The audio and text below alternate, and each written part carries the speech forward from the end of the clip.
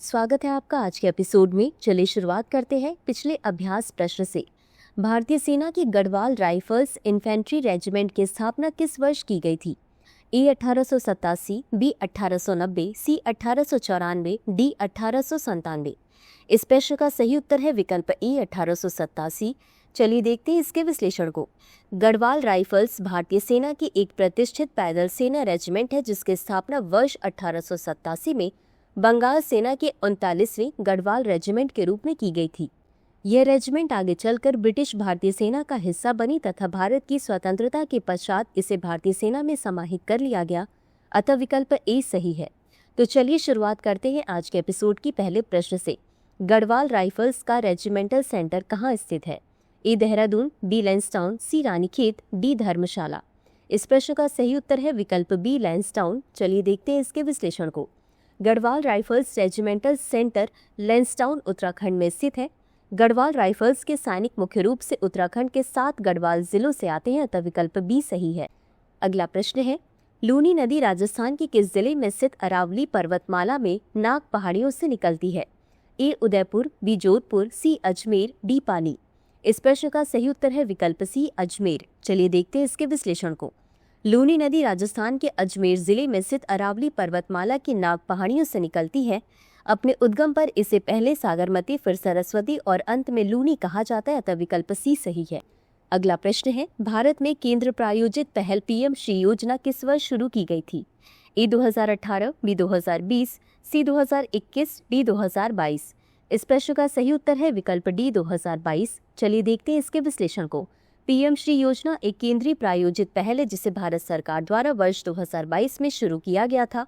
इस योजना का उद्देश्य 14,500 से अधिक पीएम श्री विद्यालयों की स्थापना करना है, जिसके तहत मौजूदा विद्यालयों को उन्नत कर उन्हें राष्ट्रीय शिक्षा नीति 2020 के क्रियान्वयन का आदर्श उदाहरण बनाया जाएगा, अतः विकल्प डी सही है। अगला प्रश्न है, अखिल भारतीय फुटबॉल महासंघ की स्थापना किस वर्ष हुई थी? ए 1927, बी 1930, सी 1937, डी 1948। इस प्रश्न का सही उत्तर है विकल्प सी 1937। चलिए देखते हैं इसके विश्लेषण को।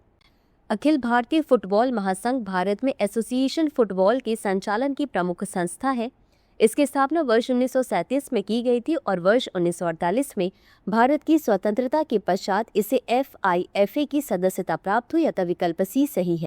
अगला प्रश्न है, केंद्रीय शिक्षा मंत्री ने किस राज्य में स्कूलों के लिए फुटबॉल कार्यक्रम का शुभारंभ किया? ए ओडिशा, बी पश्चिम बंगाल, सी महाराष्ट्र, डी तेलंगाना। इस प्रश्न का सही उत्तर है विकल्प बी पश्चिम बंगाल। चलिए देखते हैं इसके विश्लेषण को। केंद्रीय शिक्षा मंत्री ने पीएम श्री केंद्रीय विद्यालय फोर्ट विलियम कोलकाता में federation international the football association football वितरित करके स्कूलों के लिए फुटबॉल कार्यक्रम का शुभारंभ किया, था विकल्प बी सही है। अगला प्रश्न है, भारतीय खेल प्राधिकरण की स्थापना किस वर्ष की गई थी? ए 1975, बी 1980, सी 1984, डी 1988। इस प्रश्न का सही उत्तर है विकल्प सी 1984। चलिए देखते हैं इसके विश्लेषण को। भारतीय खेल प्राधिकरण की स्थापना वर्ष 1984 में युवा मामले और खेल मंत्रालय के तहत की गई थी।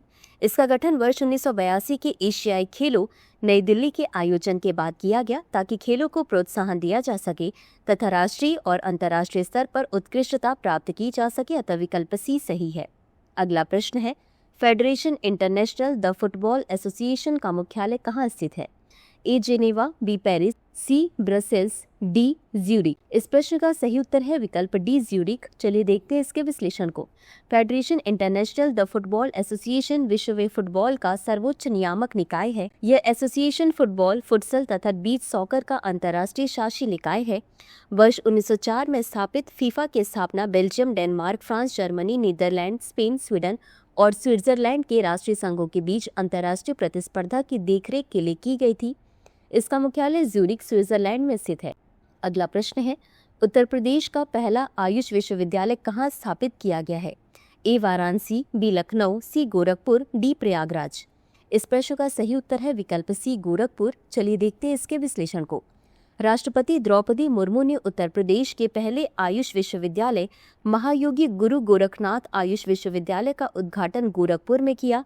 उन्होंने क्षेत्र की आध्यात्मिक तथा ऐतिहासिक विरासत पर प्रकाश डालते हुए कहा कि यह परमहंस योगानंद की जन्मस्थली भी है, अतः विकल्प सी सही है।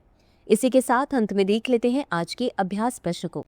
परमहंस योगानंद द्वारा रचित वह कौन सी आध्यात्मिक कृति है जो वर्ष 1946 में प्रकाशित हुई थी और जिसने पश्चिमी देशों में भारतीय योग तथा रहस्यवाद को लोकप्रिय बनाने में योगदान दिया? ए. योग सूत्र, बी. योग पर प्रकाश, सी. एक योगी की आत्मकथा, डी. कोई नहीं। इस प्रश्न का उत्तर कमेंट बॉक्स में जरूर दें। आज के लिए बस इतना ही। धन्यवाद।